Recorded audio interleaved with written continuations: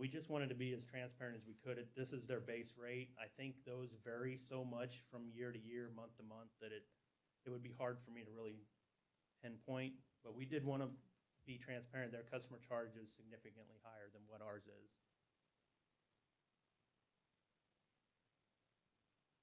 So with that, the staff is recommending increasing the customer charges, and this is what we're recommending. So we're recommending a $5 increase to the residential rate. So while it's $10 today, it would be $15, and then an increase of $10 for all the other rates. So when you look at commercial and industrial, this would be their new customer charges per month. So 25, 50, and then 60 and 85 for the big industrial loads.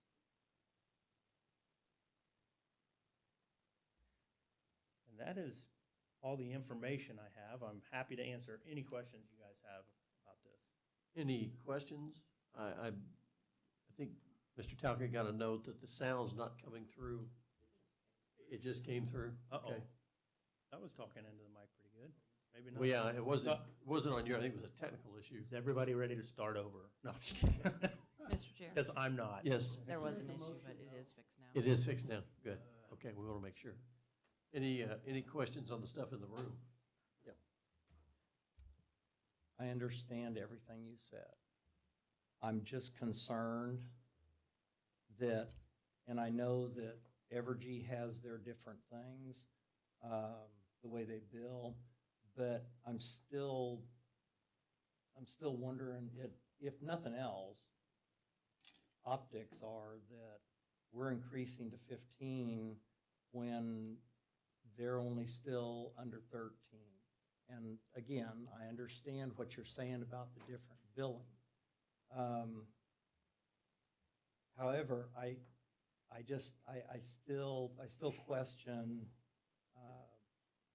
going up that much. Okay. Keeping it more toward even the for-profit people.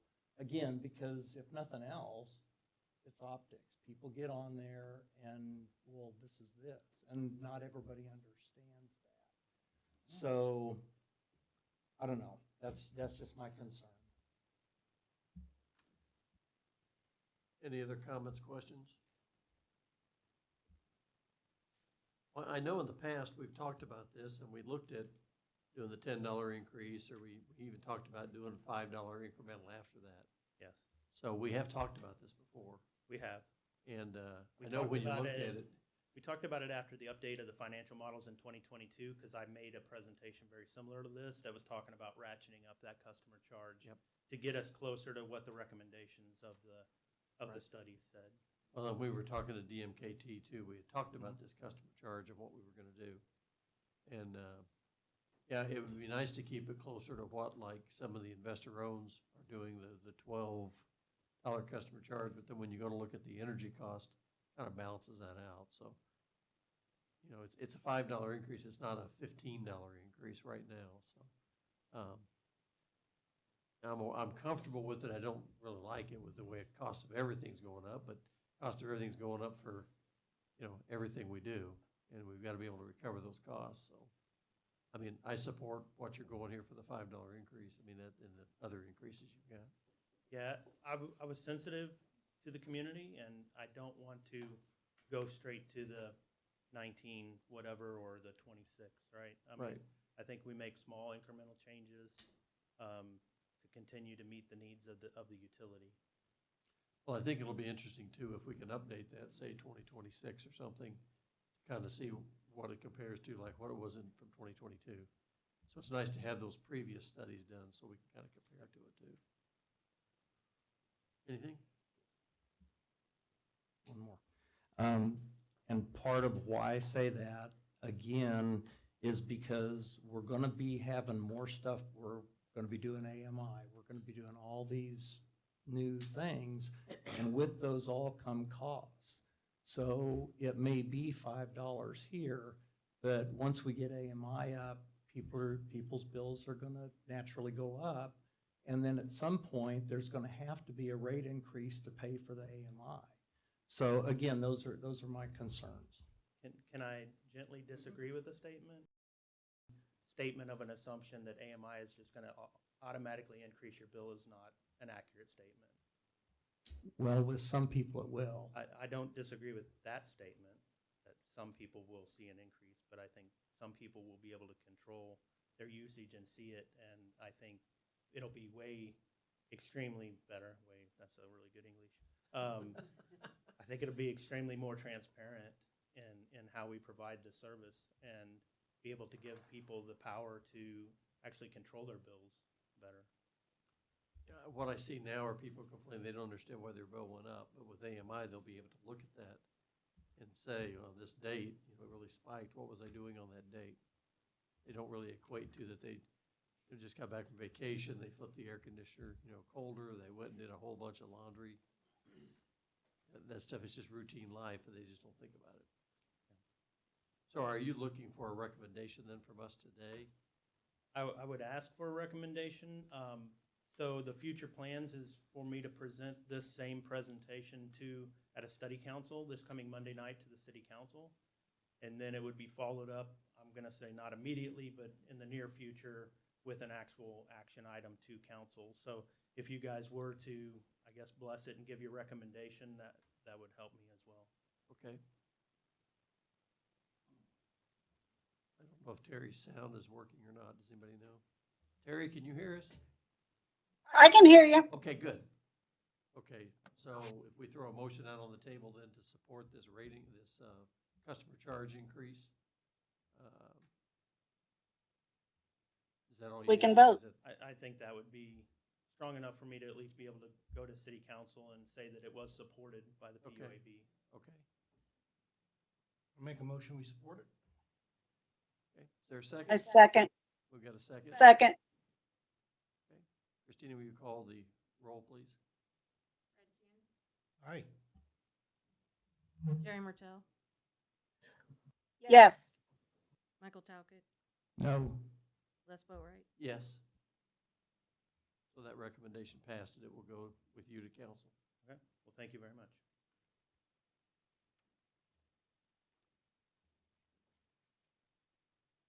Now we're down to finance and admin, and any questions on the financial reports?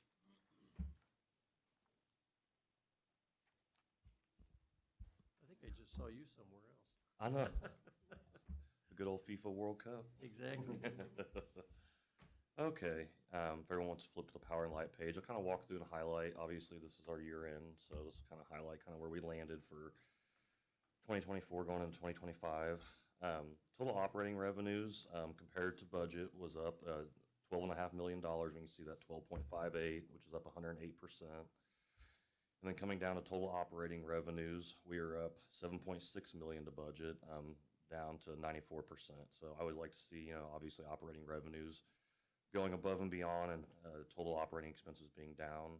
I'd also like to point out, if we come down to non-operating revenues, that our miscellaneous revenue was up tremendously for the year.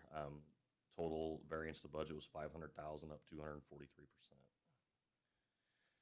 And then that is all for the front page. If we flip to the back here, as Joe was kind of talking about, we do have a lot of capital projects that we have not executed yet. So we do have a lot of funds that are still have not been utilized. Original budget was 17 million. The amended was 31, and we only used 5.2 of that for this fiscal year. So we still have $26 million for capital projects going into 2025. And then on the back sheet from there, you'll see a list of all the capital projects that are currently going on and kind of where they're sitting in dollar amounts.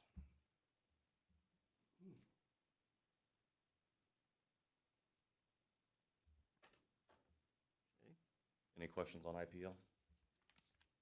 I think so. Going over to the water department, on the following page, water finished the year up 594,000 above budget with revenues, so we're at 101%.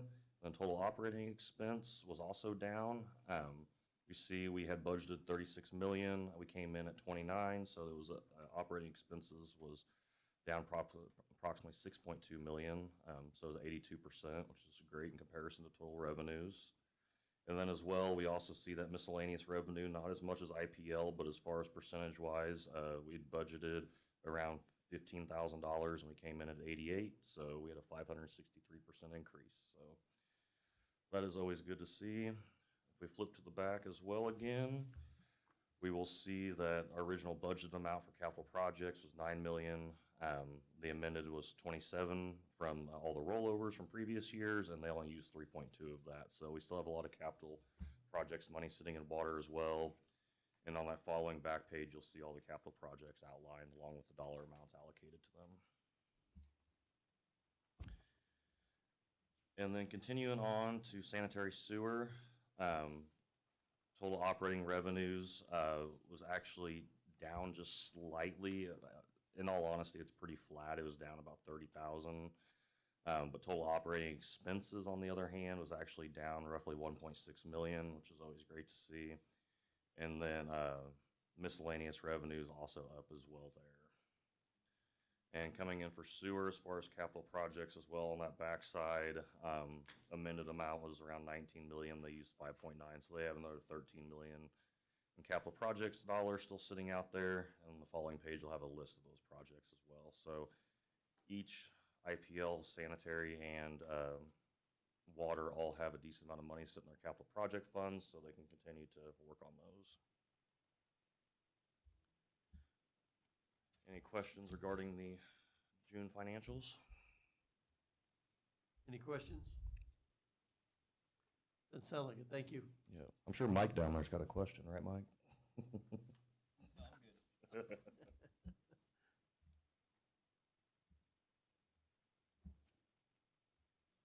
All right, no questions on the finances?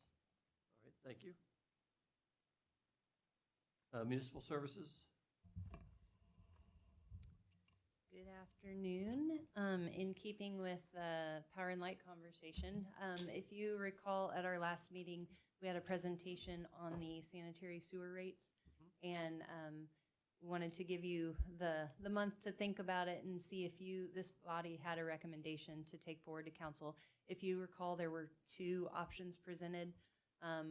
One probably 2 to 3% total higher than the other. And I believe that's still included in the packet. Should have looked. Yeah, I don't think it's in here. Okay. And in that, it showed with either of those options, similar to what Joe has just presented, where we would fall in relation to surrounding communities and similar utilities.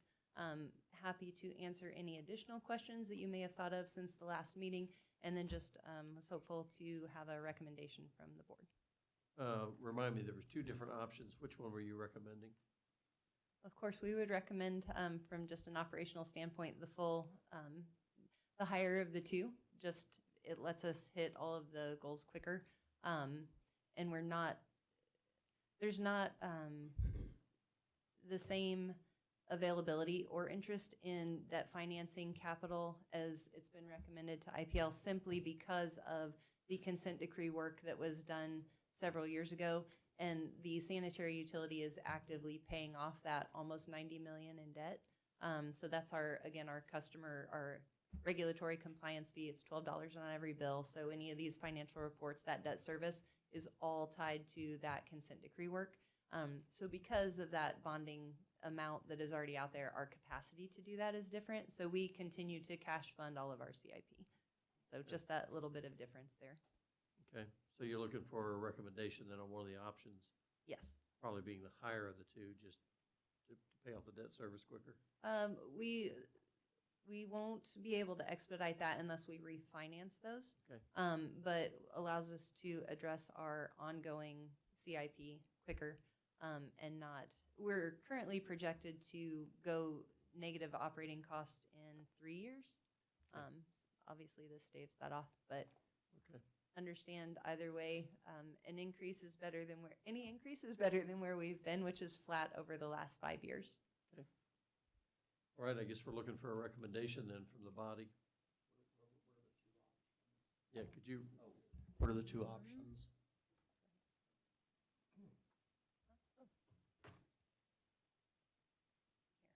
You've got it up. I don't think it's in the back anymore. We could throw this up on screen if that's That'd be helpful. oh yeah, that'd be great. That way everybody can see it.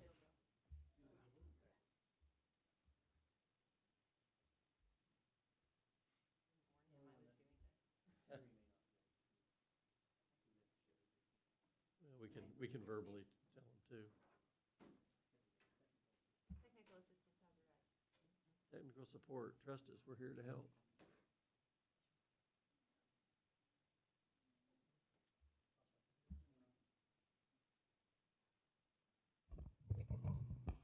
And while Rich gets that set up, just, I know everybody looks for a flat percentage of what is this. Again, similar to, wow, feedback.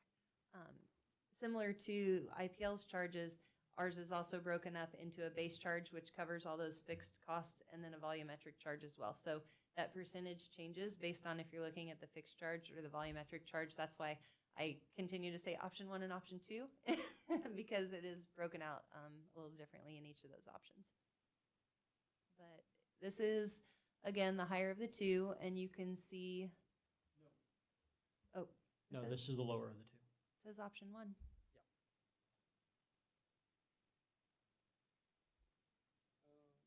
Okay, maybe I'm mixed up here. Yeah, option 1's the higher, option 2 is one the lower. higher, yes. So this is the higher of the two, yes. So again, that base charge, which is called there the service charge, and then the volumetric. So you're looking at line 1 to see that increase across. And then for your average residential customer, you would be looking at line 9 for that volumetric piece. What you see there that say for the surcharges for the SIC codes and things like that, and the BOD and COD surcharges, those are for high strength wastewater streams. So think Unilever and things like that that are, or manufacturing facilities or things like that that would have non-residential, just a stronger waste stream that requires additional treatment. That's why those surcharges exist. So those would be specialized businesses, not residential. So is this a fixed percentage each year increase? I Or think close? it works out to that, yes. But again, some of it's in the service charge, the base charge, and some of it's in the volumetric rate. And then you can see that line 13, that's the regulatory compliance fee. It continues to stay flatline $12. because our annual debt service is roughly 6 million. So this is the amount. It started at $3 per month per account and has stair stepped up to 12, where it was always anticipated to flatline until the debts were paid off, which we're on track. We did, that debt was issued in 3 issuances, and one of them was refinanced to pay off early. The other 2 will carry out to 2042, unless they're also refinanced. Okay. So the $18 is That's what the it's base charge. going to. That's our existing. Okay. Yep. So it would, in this instance, it would jump from 18 to 2016. And these are proposed to go into effect October 1. Normally, these changes go into effect July 1, but the findings weren't ready at the time, so. And then the line 9, you said that was for commercial, or is that The for line 9 residential? is the volume charge for everyone. Anything else, the special surcharges are non-residential. Those are all commercial. I will say another thing that we talked about, and this is for a very small number of users citywide, but it comes up quite a bit, are septic customers. Currently, if a line is within X number of feet of a residence, whether they hook up or not, they pay both the base charge and the volume fee. And in some cases where it's not available by ordinance, they would still pay that fee. So this reduces that to where if you're on septic, you wouldn't pay that volumetric fee, just the base charge. So again, a very, very small percentage of our customers, but something that comes up. And then what's option 2?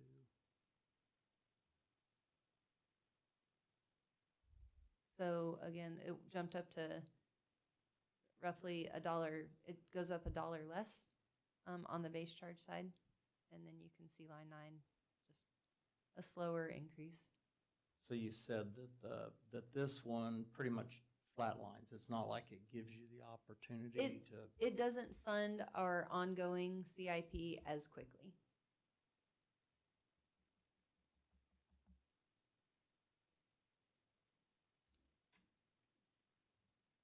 And then, Rich, can you go to the slides that show with the options where we fall related to surrounding communities? And this is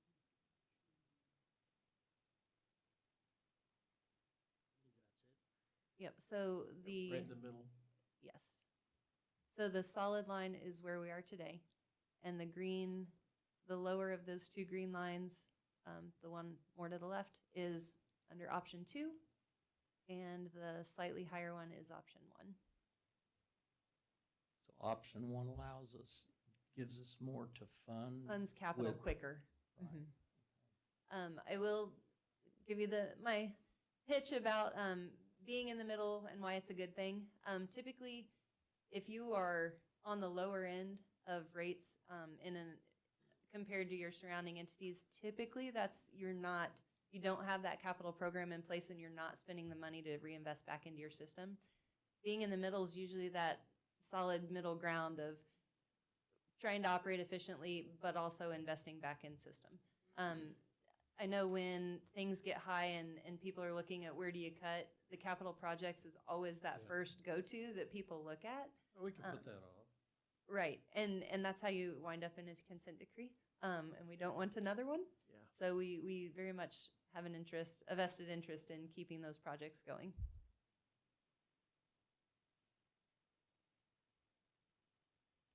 Any other questions? And then just as a reminder, also, the second component of this versus option 1 versus option 2 was there was a recommendation from Burns and Mac, and something that's a new trend in this is that to also have just, rather than having this discussion every few years, just have an annual increase that's tied in some way to the cost of living Index. consumer price index. Yes, and that can be capped in some way as no higher than X%. That's Right. certainly a policy discussion that we would Look ask at. council to look at and see what their preference would be. But our hope would be to get a recommendation on option 1 and option 2, and whether the board would support the continued annual increases. So we can, the goal there, obviously, if you continue to have the smaller increases over time, you're not doing this to make up for 5 years of not having an increase at all and trying to play catch up. Well, I'll throw a recommendation out there. We can discuss it to do option 1 and to look at the annual fee increase. So we're not, having to keep going through this every few years and trying to play catch up. I'm supportive of 1,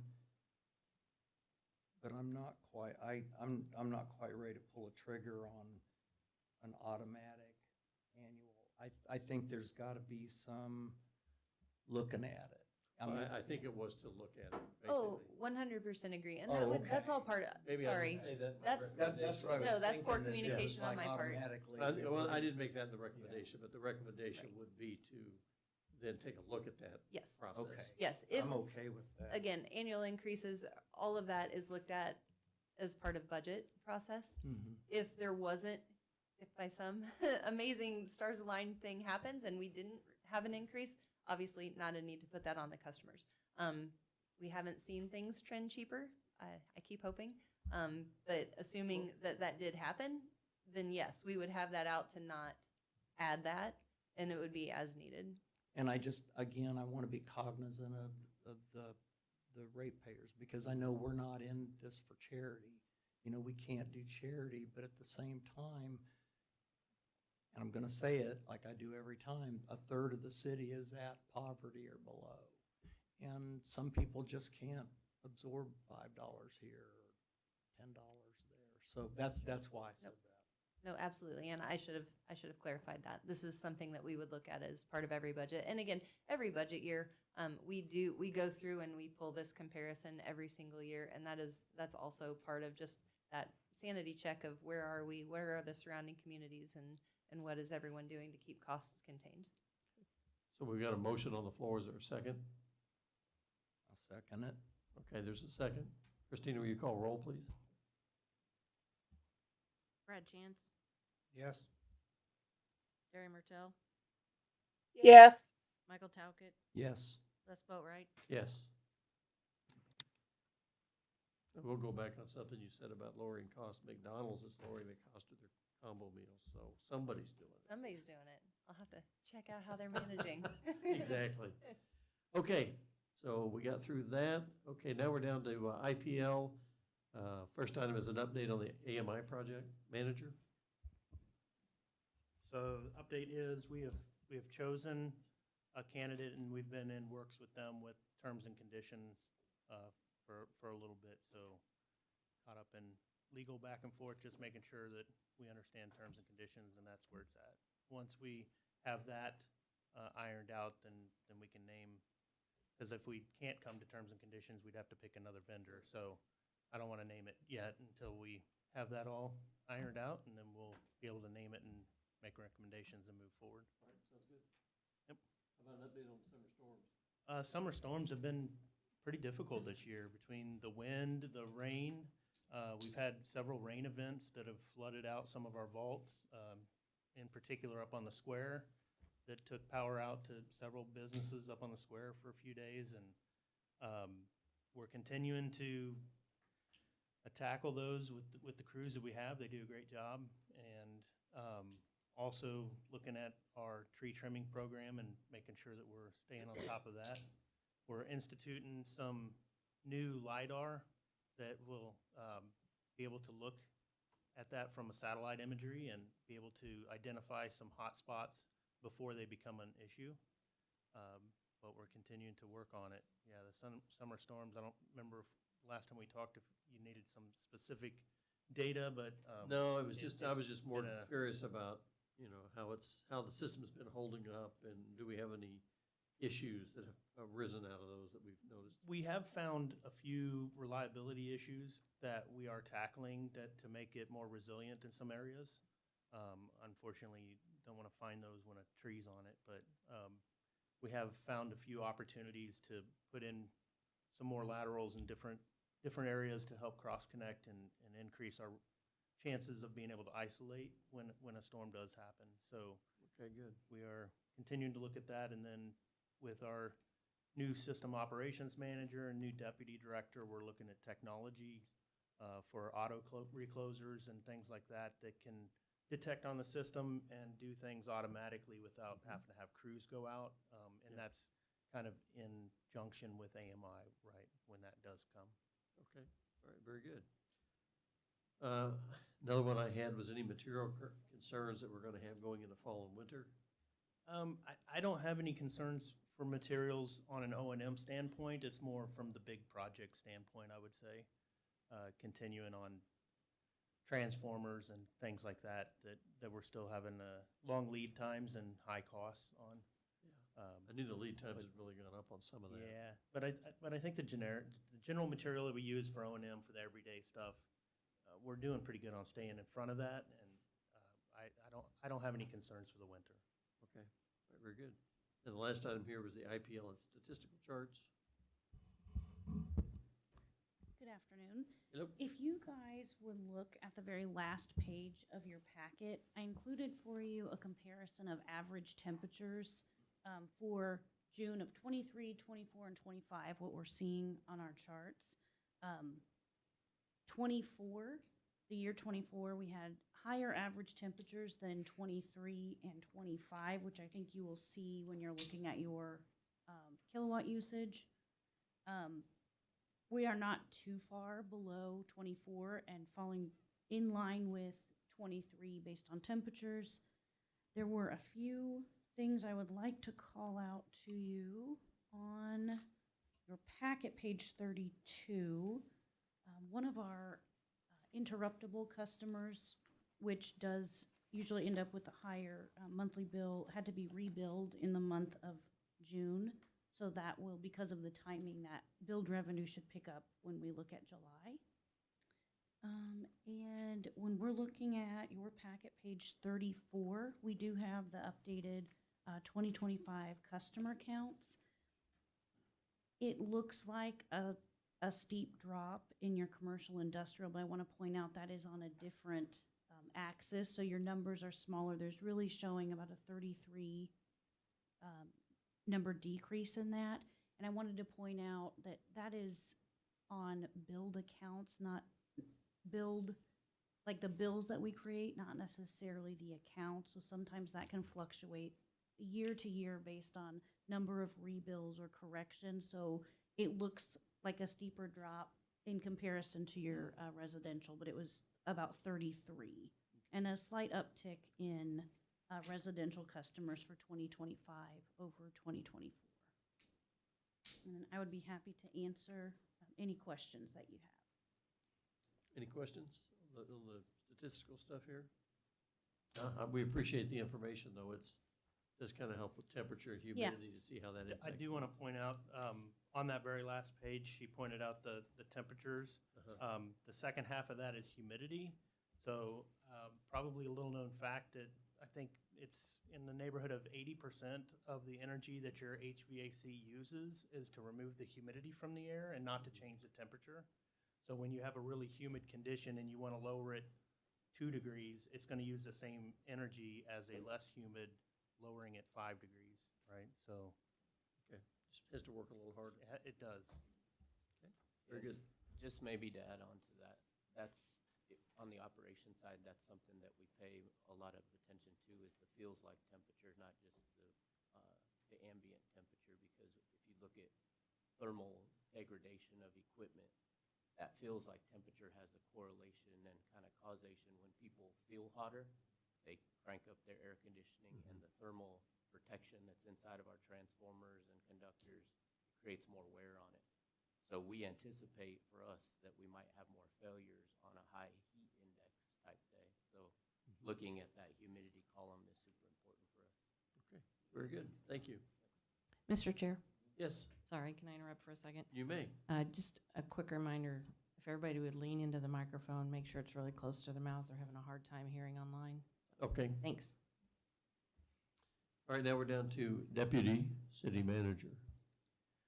I only have one new piece of information, and that is to just make you all aware, if you're not already, and you may be, I am no longer the Director of Municipal Services as of this Monday.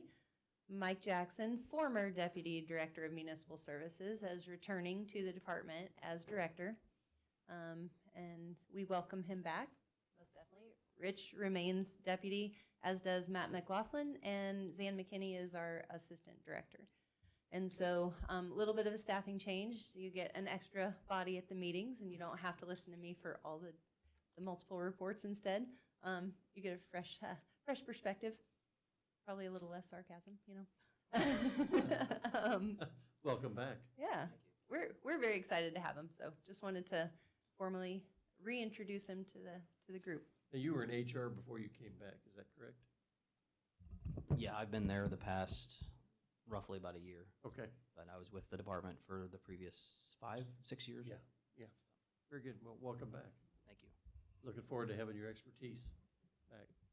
And I guess the group often asks about an update for the new Commons facility. So just to let you know, the second floor, which will house municipal services, part of IPL, and community development, we're getting ready to do a punch list on September 3rd. So the time for that floor being done is quickly approaching, which is very exciting to us as well.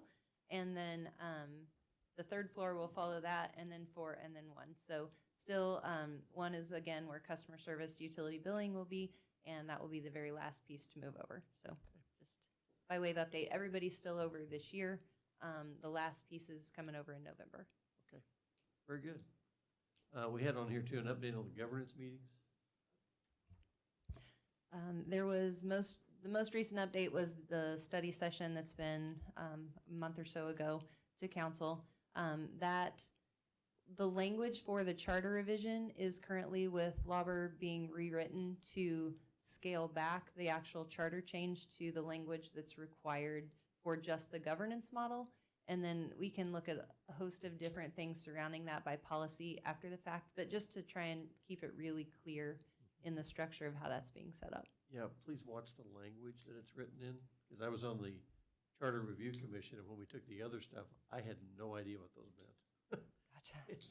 They just were written in, I'm not even sure legalese is the right language, but Well, and that is the point of our current request is just make it as clear as possible so it's easy to understand what changes are being made, what the structure of that new board would be, and then PUAB's continued role and things like that. So we're waiting to get those changes back before moving forward. okay, I had a note from Mr. McLucky, who couldn't be here today, on the Citizens Advisory Council for IPL, continuing like the PUAB structure after, if the governance board moves forward, and there's a Citizens Advisory Council. And he had some proposed changes he wanted in there, or suggestions. And I'm not sure how the best way to do this. I mean, I don't have it in front of me, the document. I know he said like the purpose, membership, 7 members, delete not more than 15. I mean, that's quite a few if we can't even get 7 here, Sure. 10, 15. He said delete the exceptions. Item 3 was appoint from president, CEO shall appoint to each council member shall appoint 1 CAC member. So, you know, like Mr. Fears over here would appoint somebody from his district rather than on the governance board, I guess, the president, CEO, or whoever that is picking them. Right. Election, the president, CEO shall appoint the chair and the vice chair to the CAC, like we do now, selects our own chair and vice chair. Duties, delete all except provide recommendations and advise the electric utilities. I think right at first, they were talking about doing the PUAB just for IPL, or the CAC for IPL, and not get into the other utilities. And that was what he had. So I'll send these to you, Christina. I'll forward this to you. You may have gotten it already, I don't know. But we'll get it to Can you. you copy me on that? Yeah, too? I'll send it in that way, and you can send it out to everybody here, just to kind of let them know what he was concerned about. That'll work. So is the intent of this to get it to the council? I think it was As to a take a look board? at that document, and I'm not sure, you know, I think before he was talking about getting a motion from us or a recommendation to make those changes. But I think we need to look at the document. If they're not going, do you know when they're gonna do a vote on the governance for PUAB or whatever? I don't. Part of it'll depend on when the charter changes come back for Okay. review. I think we've got time to do it. I don't think it's gotta be done. There's definitely time. There were discussions about taking that to a vote in November, but that's been pushed now to, the anticipated time to take that to the vote is in April. Okay. So So we've got a little little bit bit of time, breathing room. so he should be back, and we'll make sure we get that worked in, and we can do it from a committee. He wanted me to make sure I mentioned those changes. Minor changes, but things he thought needed to be. Mr. Tackett? Can I ask a question? The last time I read when they were doing the governance, in there, the last, or the current city manager, said that he took everything word for word out of Springfield for the, the part where the makeup of the board. And I noticed one change that was different from Springfield. Springfield says no board, there will be an even makeup of parties. So in other words, you got Republicans and Democrats, and there has to be equal member or equal amount, only 1 + 1. So in other words, if there's 6 of one, if you got 10 board members, there's 6 of one and 5 of the other. You can't have 8 of one party and 2 of the other, because you got to have a pretty diverse group of people so that you don't have decisions being made like one way all the time. So that's one thing that I'd appreciate if they could look at, because last one I saw when they put that out, that's the way it was. That was the one change that wasn't word for word from Springfield. Okay. So, okay, thanks. Thanks. Okay, very good. It looks like we're down to board member comments. I've got something I want to throw out here before we get into everybody. The board and commission training that's tomorrow, August 22nd at 1:30 will be out at Midwest Risk there at the corner by the Event Center, 19400 East Valley View Parkway. It says it will last approximately 2 to 3 hours. If you can't attend it, they're going to record it, and then they'll show it again, and you'll have to watch it with some popcorn or something, I guess. But if you can make that training tomorrow, it will help if you're on any other, this board, any other boards, commissions, whatever. They're requiring us to do that training, so that's tomorrow. Now I'll throw it open to anybody's comments.